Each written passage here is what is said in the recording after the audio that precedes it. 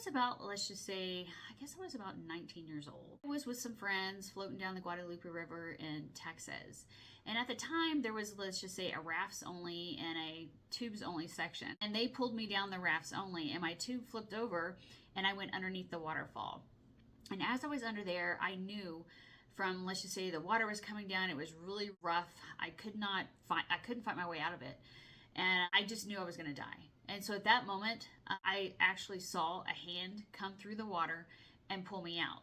So when the hand came down, I grabbed hold of it and it pulled me out and I floated away down the river, right?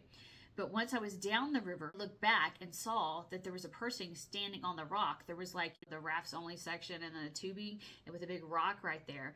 And when I looked back and I saw the person standing on the rock, it was a man that I had actually never seen before, and he had a wetsuit on.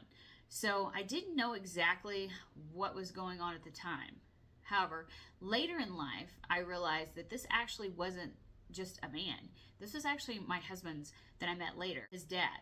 So at the time, I thought, though, it was my brother, but it wasn't. It was actually my husband's dad who had already passed over. So the point I'm trying to make here is, so a man pulled me out, I flowed down the river, and then I look back and I see this man in a wetsuit, and I'm thinking, wow, he has a wetsuit on. It's the heat of summer in Texas. Nobody wears a wetsuit in the heat of summer of Texas. So, but later I learned out, after I met my husband years later and we got married and stuff, that his dad was actually a Navy diver. So, and he wore a wetsuit that looked just like that.